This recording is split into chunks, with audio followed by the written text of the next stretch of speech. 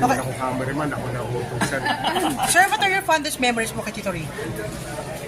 Ako marami po. Ano yun, puro kalokohan. Kasi nung binata pa kami, magkakasama na kami. So, marami ding mga obscene doon na hindi ko may kakwento ngayon. Pareho kayo na sinabi ni Tita Ami.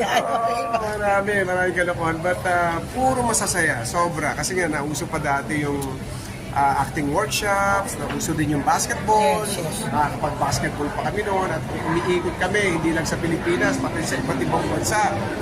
Yung mga all-star basketball team. Before, no? Before yan eh. Oo, before. So, ang saya namin noon, sobra. Iba pa yung all-star ditong league sa mga celebrity, sa Actors Guild. So, napakarami. Si Rick, para kami magkakapatid. So, lahat ng may problema, masaya, halo-halo. Talaga, lahat doon namin nakukuha ay nailalabas yung totoong kami. Kung sino kami, gano'n. So, talagang totoong kasiyahan. Nakapatrabaho po kayo before? May mga pelikula kayo? Yeah, ginawa namin yung movie na Acero. Okay, Star before. Cinema. Ayun, alala ko yan. Oo, with, of course, Victor Neri.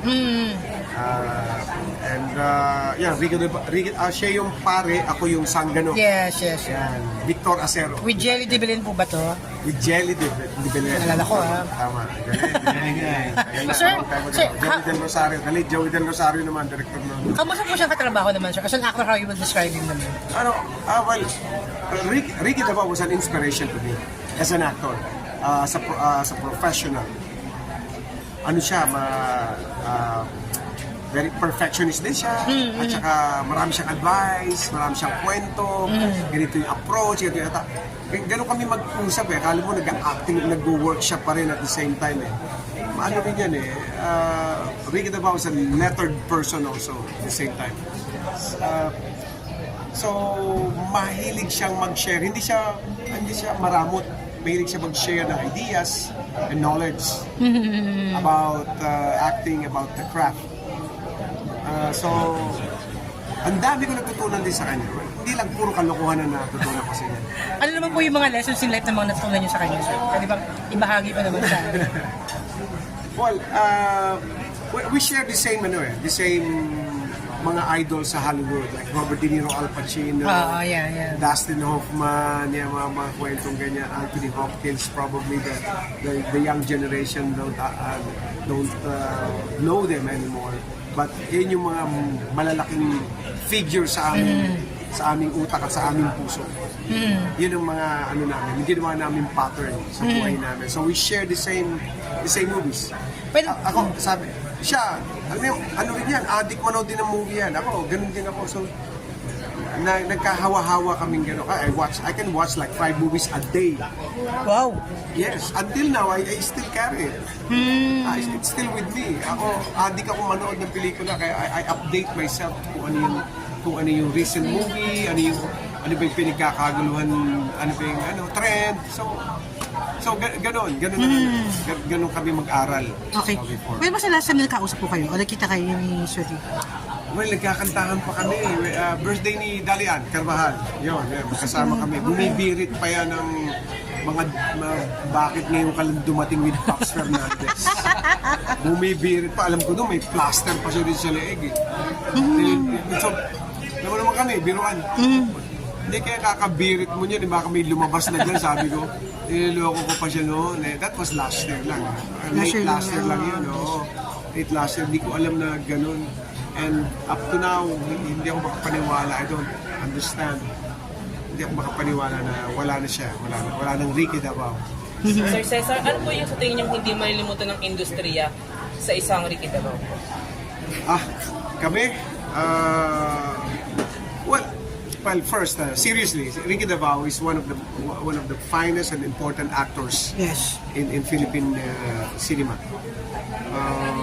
Siya yung isa sa mga kung magbibigay ka ng isang epitome of a serious actor, a great actor, Ricky Davao. Yan, isa yan dyan. Kung kukuha ka ng top 10 mo, isa yan si Ricky Davao. So, sa amin, sa grupo namin na magkakaibigan, kapag nagkaroon na ng kasiyahan at may well, first, seriously, Ricky Davao is one of the finest and important actors Yes. in Philippine cinema. Siya yung isa sa mga kung magbibigay ka ng isang epitome of a serious actor, a great actor, Ricky Davao. Yan, isa yan dyan. Kung kukuha ka ng top 10 mo, isa yan yan, si Ricky Davao. So, isa amin pag sa grupo namin na magkakaibigan, kapag nagkaroon na ng kasiyahan at may kumakanta na, si Ricky Davao palagi yung may hawak ng microphone. Hindi mo makukuha yung microphone. Para bang siya na yung gustong kumanta na lang na kumanta. Ang hirap na agawin sa kanya yung microphone. Yan, hindi mo makakalimutan sa kanya. Si Davao lang yun, si Ricky Davao lang gumagawa niya. Sir Boy, may nakwento kanina sa eulogy si Res Cortez about yung bonding nyo sa Milan. Oh yeah, Yeah. oo. Can you tell us your version of the events? Kasi nakwento niya na parang na-prank mo sila tapos yung... Hindi, ako yung mahilig dyan sa pagpaprank. Actually, bago mauso yan sa... Ginagawa niyo na, sir. Ginagawa, ang dami kong ginawa sa kanila nako. Isa siya sa mga nabiktima ko kasi we were in Italy, sa Milan, na nakita ko yung tingin ng mga Italiano sa Pilipino, sa amin, kami, every breakfast, nakikita ko, parang ang liit ng tingin sa atin. Kasi nga, kami, naka-shorts, ano ng suot, kakain ng breakfast. Nababasa ko yung utak nila, maliit ang tingin sa atin. Ko isang araw, bibihisan ko kayo na maayos. Kami na yung photo. Thank you. Sir, iba tayo. Matapos, Tawag dito yung ano po, yung marami na kami sa inyo sa acting. Wala na po ba kayong balak bumalik sa showbiz? Hindi, meron. Gagawa pa tayo. Meron. Ano, pelikula po? Ako pelikula. Gusto ko pelikula. Bakit po? Papagod ka? ayun na serye, sir. I don't know pero mas ano ako sa mas kagat ko yung komportable ako Sa movies. sa movie. I'm a film person, I'm a Yes, movie yes. person. Ayun ako Ayaw mo mag-guess sa ano? Batang na ako. Kasi nandun nila sa Hindi ka ba kinausap pa ni Coco? Sige, mamaya konti. Madali mo na Hindi, in-offer ba? kausap. In-offer ka ba? Hindi, wala pa naman. Hindi, kasi di ba nag-guest ako sa kanya sa, ano yung una, bago magbago? Provinciano. Provinciano, I was there. Ayun naman pala. Oo, so ako naghihintay lang naman ako. There's a good role, why not, di ba? Kung tempting and charming ang kanilang offer. And, Bakit hindi? Refusable, bakit hindi, di ba? Siyempre, I still have to pay my bills, my monthly bills. Yes. Eh, yung Sir, movie, ano po yung movie na gusto mong Meron gawin? mga... Movies marami naka-line up. But of course, it's a matter of time kung kailan lang po masisimulan. But I like movies kasi yung fulfillment mo mas malaki, mas Yes. maganda sa movies. Kasi mas nabibigyan ng time. sir, gano'n ka proud sa mga anak mo, no? Kasi ang gaganda ng mga grades sa school, gano'n ka proud sa mga anak mo kay Sunshine kasi gaganda ng mga I grades. can't be more proud sa mga anak ko. Kaganda, di ba? Tapos graduate na. Yes, Sabi, ano. pag-graduate na ako. Imagine. So, nakakatuwa, natatapos na sila. So, yun. I thank God. All glory to God.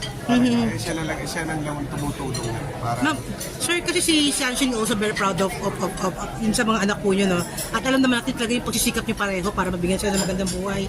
Are you happy now na very happy na rin po Sunshine ngayon with her love life? Of course. So, Sunshine is a very good friend now. At of course, pag happy siya nakikita, siyempre, di ba, pag nakita mo happy yung kaibigan mo, dapat happy ka rin. Pag nakikita mo malungkot ang kaibigan mo, Malungkot ka din. So, she's happy. I'm happy. Sir, nabit ka na ba siya ng personal, sir? Nagamit namin toothpaste joke lang. Napakilala na ba Libre nga na. Sir, nakamit na pa ba sa iyo, Sunshine? Sunshine si Atom Ang ang sa'yo. Pag kilala mo siya ng personal. Sandali. Hello, Atong, ako siya. Halika din, Ses, ha? Dali, Ano no? ba? Diyan naman yung tayo. Rigid na baunan tayo. Haba na. Andito ka na rin lang naman. Alam mo, inuuto nyo na ako eh. Kasi bihira ka na namin makita, sir, kasi wala kang movie, wala kang sir. Kasi mukha lang yata ako uto-uto eh. Ano ba? Ano naman? Yun Ano, ano, okay, ano, ano. Na-meet mo na ba siya? Sino? Si Atong Ay. Tagal ko na kaibigan nyo. Hindi, yung kasama ni Sunshine. Oo, nakita kami sa isang Nag-date na ba kayo? birthday ng isang anak ko, nagkita sa hindi siya talaga nagtagal sa ano, sa may dinner lang